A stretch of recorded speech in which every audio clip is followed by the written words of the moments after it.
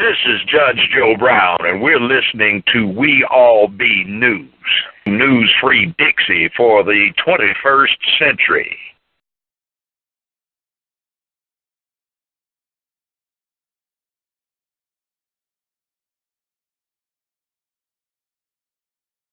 Here in New Year 2017 with GREgory on the City by the Bluff, Memphis, Tennessee. He's here to share some insight with us about what's going on right now and what's about to go down in a couple of days. How are you doing today, sir? I'm fantastic, and God bless you and the family and all your listeners. And just let me say a happy New Year's. And thank you for what you've been able to do at this critical time. And I'm not talking about Trump. I think now Trump is a decoy for the big picture.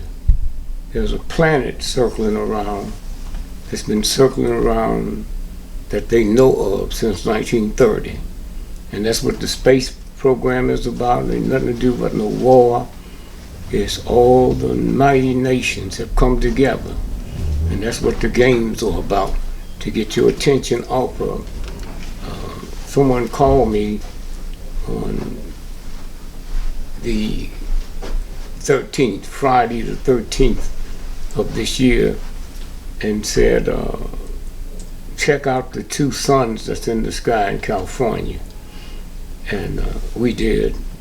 And then from there, I got out my notes and said, you know, this must be about the thing they've been following since 1930.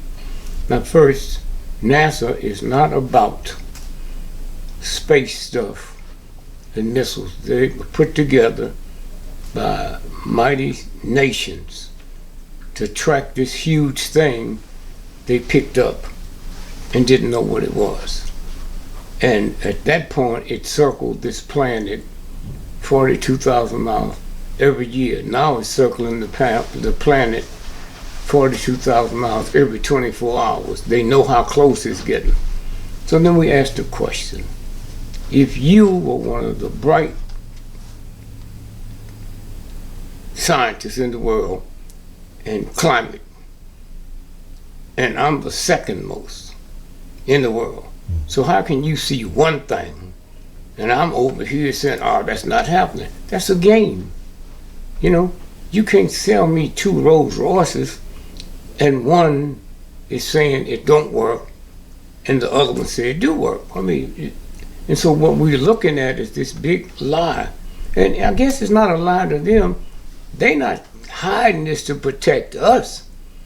They're hiding this to protect themselves, like they're going to determine who's going to live and who's going to die. Now let me just briefly say this. The church is one thing. And being a black man born 85 years ago, I know how valuable the church has been. If for nothing else but racism and all that crazy stuff. When I was a little boy, I didn't know there was sexism. They doing it to the women right in front of me, my mama, everybody else, but I didn't see that. But I could feel racism. I heard about the lynchings. I know what they'll do, okay? And so all at once now we look around and all that stuff they telling us they doing, they're not doing that. They are putting all this trillions of dollars together trying to trace this huge thing, which is about 1,000, 10,000, maybe 1,000,000 times bigger than this planet. That's what got everybody scared. Now, the closer it get, and I'm sure it's real close, I'll know more about that next week. But that's why you bring in a Donald Trump. He's the shadow. Donald Trump ain't got no money. He's the shadow. If you got a house or you live in a house, go out in the daytime and look at the shadow of the house. The shadow's bigger than the house. So when you think about Trump, think one thing. You the shadow. Every time the sun go down or the clouds come up, you disappear. You have no power. You the shadow. And you sitting out here scared. We scared because we evil. We talk all that God stuff. We ain't about God wars. You would take a flamethrower and burn somebody up and think there's some God out there that's thanking you, America the beautiful. Ask yourself, when have America been beautiful? Ask women, all they've been through, raped, all the kind of stuff. Always happen. Cops catch them, come on, boys will be boys. When have this country ever been great? And Trump keeps on make America great again? Are you serious? Go back through the years and ask the Italians, when did America get great, what they did to the Italians? Ask the Irish what they did to them. Take every group one by one by one by one, and you got to be some kind of ungodly fool to think America was ever great. Now let's put a period there. George Washington and a bunch of heathen, thug, gangster punks, slave owners. You can't trick the real God. I can trick the church. And so they decided on July the 3rd, 1776, that they was going to declare it's a nation, independent of anything else. And they wanted a symbol, of liberty. But honesty with them, I don't know how punk thugs like them could be honest, but they said we cannot use our face as the symbol because we too dirty.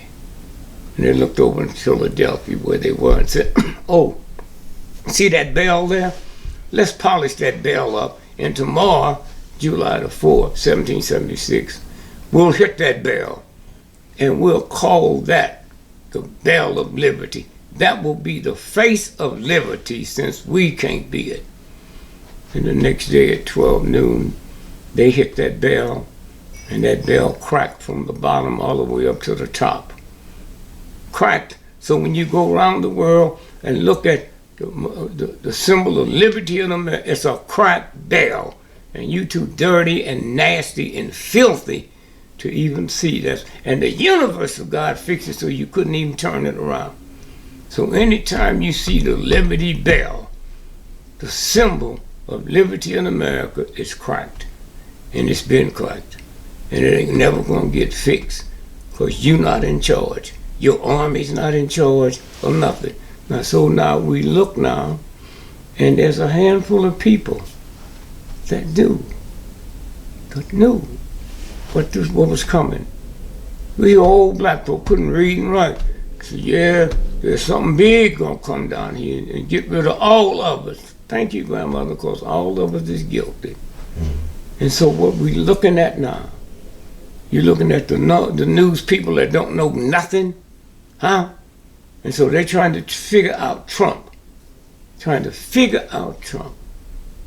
so again, I'm saying, not to scare you. You wasn't scared when you was paying your tax money and got them bombs dropping on women and children. You wasn't scared then.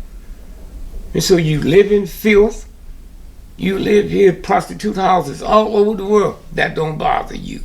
And so here's where we're going. I don't know when it's going to hit. I know it's close. And I'm not prophesizing.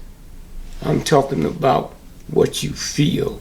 Climate change. And you stupid fools is too stupid to tell. All these scientists don't know what's going on. They lying. They don't want to scare you. You don't need to be scared. Fear and God don't occupy the same spot. This is the universe doing this to you. One of the nastiest countries that ever existed in the history of the planet. And you think the universal God gonna cut you some slack?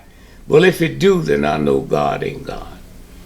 And so ain't no reason to tell you get ready. Somebody asked me, so what we gonna do about it? Well, if you was on 747 and both engines fell off the front, the wings fell off, what you gonna do about it? Nothing. Lay there and die like everybody else on the plane because you don't have the qualifications. Now there might be some people out here that have the qualifications by their behavior, by all of the things they've done. And so somewhere, that's what you're looking at. And that's what you're gonna see. And one day when you get close where you can see the face of the devil, it'll look just like you. It'll look just like you. And all you black folk out here go to church screaming and hollering. The universal God says, as long as you tolerate that, then you're guilty. And so that's where we are. And so y'all don't need to worry about Trump. Trump ain't ever killed nobody. But them murdering thieves he put around him are murderers, but you ain't worried about them because they're rich. And finally, let me say this. To you poor, ignorant white folks that think you white, huh? Poor, ignorant white folks that think you need to come in the ghetto and see how many black folks got fine homes, fine cars, education, and then go home and look you in the face as your poor, ignorant children. Dirt poor, they ain't got no shoes, ain't got no heat in the house. And you think you white? Well, as long as I ain't no nigger. What you are is 1,000,000,000,000 times below a nigger. And let me say to you black folks, how can someone call you a nigger and you get mad, but they call you a billionaire and you smile? You ain't gonna never be a billionaire, you'll never be a trillionaire, and you can never be a nigger. So how you take something some ignorant person called you the negative one and get angry, but when they call you a trillionaire, you don't get mad. So all this is about to complete, and all you white folks, you about to find out who the nigger really is. And somewhere, and all you black folks who think you a child of God, you know, America, you black folks, I'm sure you white folks do it too, have your children join the army because they can't find a job. You are willing to kill or be killed because you can't find a job somewhere. And so I just say, I'm surprised you held up so well. I don't know if it's ignorance or your ability not to be scared. Here's a man, he don't even look normal, huh? If anybody could be ugly, and the universal God don't make ugly people, but if he did, Trump is one of them. That's your roadmap, to look at ugly people and ugly families, huh? That's a game. So somebody writes him what to say and he says it, and you so full of racism or scared that you don't even see through this, okay? Look at my nose real good. See that nose right there? That's where the pyramid came from. That is a pyramid. But y'all got to run around some man, say, I drew this, I made this, and that's why you can't figure out how they built it. Huh? You can't figure out how your head was built, because these dirty, stinking, thieving hoodlums down here, huh, didn't build it. And the reason you can't figure out nothing is because they lie to you on television, they lie to you in the papers. Let me ask you a question. Yes, sir. Huh? Yes, sir. How do I know Kennedy didn't die in Dallas? He's a vegetable. But the New York Times, the Washington Post, don't know it? Huh? Because they reduce you down to fools because of the stuff you tolerate. And now they give you food. If I reduce you to a dog, now I got to feed you dog food. Huh? If I reduce you to a pimp, I should be able to feed you pimp food. If I reduce you to a hoe, I should be able to feed you hoe food. But you're not even aware. And so I just say have fun quick, because recess is over. And the next time you look in the mirror, look long enough until you can see Trump. See, all the hoodlums look alike. That's when you go to the movies, you can tell the gangsters. And you go to the movies, you can tell the baseball players. Well, look in the mirror, and if God is good to you, you might see something that looks like Trump. And then look behind that, you see something look like the devil, and look behind that, you see something that thought they was rich, white folks, and they the super devils. So I'm not just name calling, but you'll see. You don't have to wait long, you'll see. And then look at your children one day, especially you white folks and little precious children, and think about all the bums your money drop on other people's children. And they don't holler and don't scream. And there's a song for you non-Baptists, and they didn't say a mumbling word. I hope you read that song, and when you see that stuff coming, shut up and don't say a mumbling word. So I just say, I can't apologize for the universal God. Okay, I'm gonna apologize to me. I'm sorry. As much as I did, much and they're willing to die for liberty. I'm sorry, I didn't do enough. And so all I'm saying to you, you can hang up, you can look at it and say, he's crazy. Okay, I ain't got no problem with you. Truth do not have to be validated by your ignorance. And so again, as I leave you, I say to my brother here, I thank you, man, for putting it out there. Putting it out there. And you need to look in the mirror and realize you don't see nobody on NBC, CBS, ABC that look like you.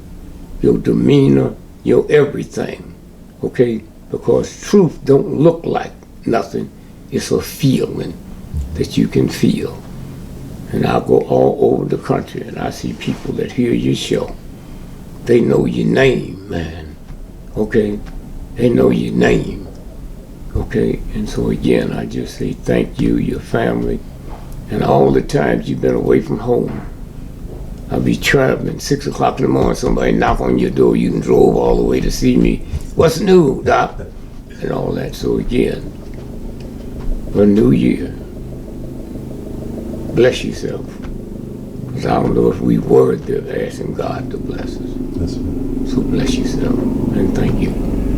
I want to ask you, since we're here in Memphis right now, and like we're approaching the 50th anniversary of Dr. King's assassination here.